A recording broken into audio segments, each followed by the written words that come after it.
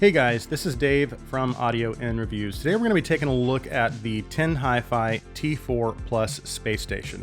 We'll go over what's included in the box with the T4 Plus first. Of course, we have the IEMs and cable. We also have a nice tan hard case.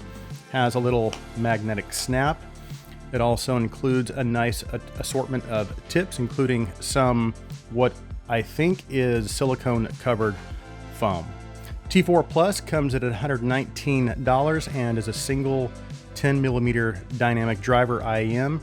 According to the website, this is the third generation of this driver and it adopts a CNT diaphragm. As for build, design, isolation, and comfort, the build is good. The housing of the IEM is metal and has held up pretty nicely during my daily usage. Cable is also made well. It is a little bit on the stiffer side. As far as the design, I love the overall brownish kind of gunmetal color scheme. Round faceplate appears to be real wood and it has a little brass ring that kind of follows the outside of the faceplate. I also think the grooves on the splitter and the 3.5 termination are a nice touch as well. As for comfort, I haven't had any issues with discomfort and the overall fit has been pretty good for my ears. I did have a little bit of an issue initially, but I finally got some tips that worked well.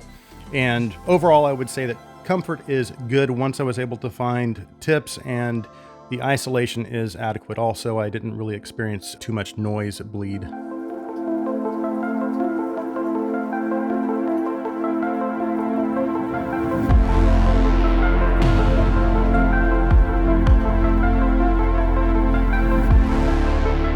Now, as for the sound of the T4 Plus space station, as for the overall sound signature, I would say it falls into the category of a mid-treble forward sound signature. However, there is enough bass to kind of help balance everything out for the most part.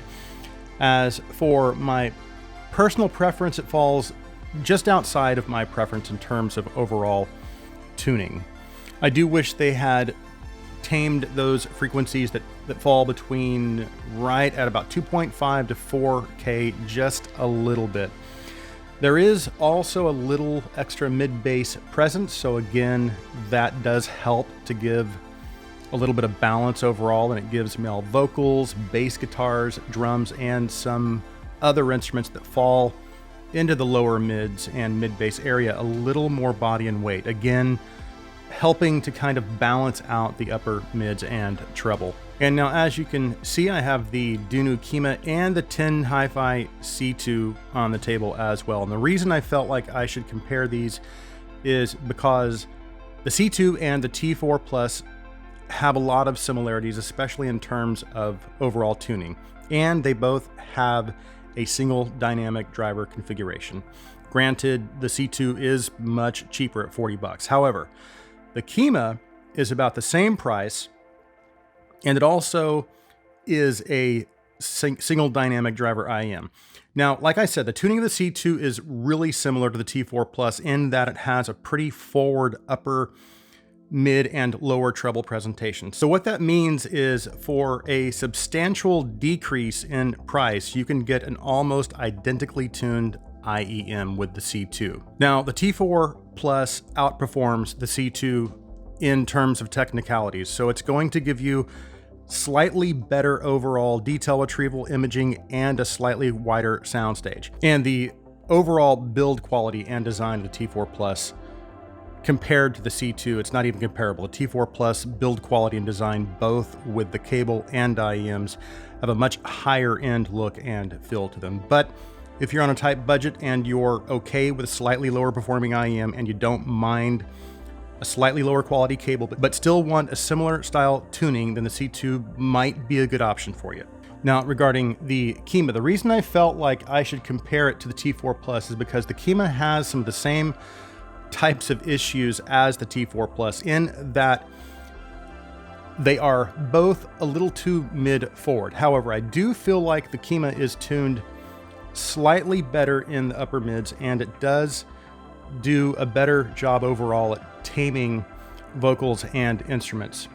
It also is generally just a little easier on my ears in terms of causing fatigue during long listening sessions. Now, I do prefer the bass of the T4 Plus over the Kima because the Kima does have a little bit of sub-bass roll-off, and I feel the T4 Plus just offers a little better overall bass performance.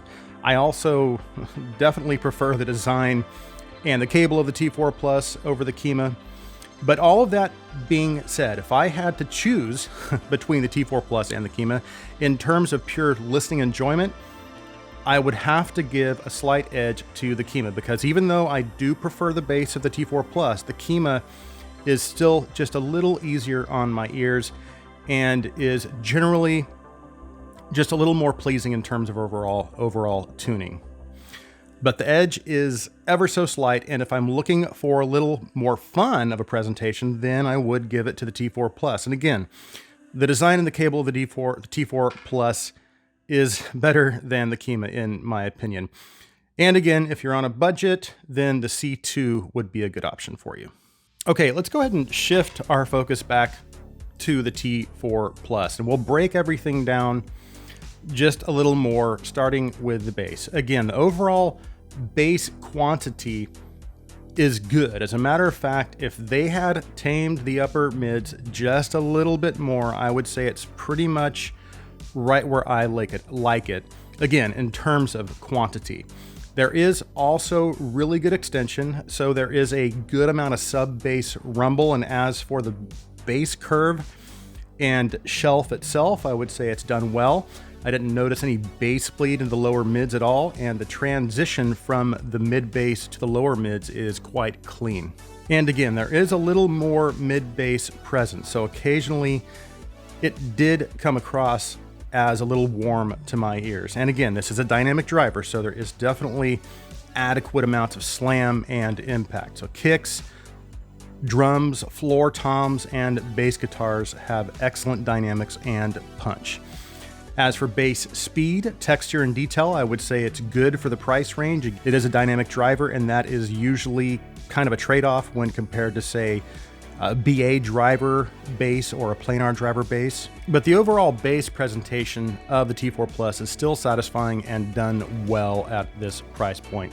As for the mids, there is a little warmth in the lower mids, so male vocals and some instruments that land there have a good amount of body and note weight.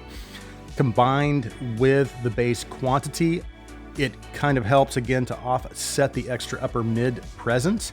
And speaking of upper mids, if you look at the graph, you're going to see quite a bit of presence around 2.5 all the way up to 4K. So again, what that does is push vocals and some instruments forward. So if a vocal forward sound is your thing, this might actually work really well for you. And it's also going to give pianos, guitars, horns a lot more energy and emphasis in the overall presentation as well.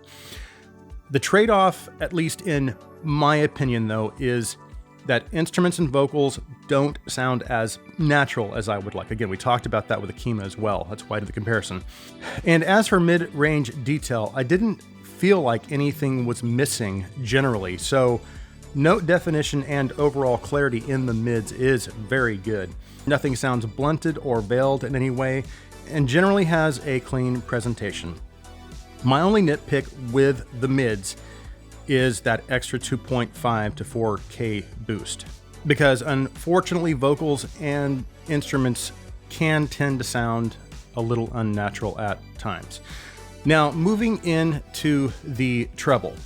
As you move into the lower treble past that 4K region, that same forwardness that is present in the upper mids continues into the lower treble, so from 4K all the way up to about 8K, contributing to that vocal forward presentation. And unfortunately, what that translates into is occasional shoutiness. And of course, it can depend on the recording, but it was something I experienced quite a bit. So for me, the treble was just a little too aggressive for my taste.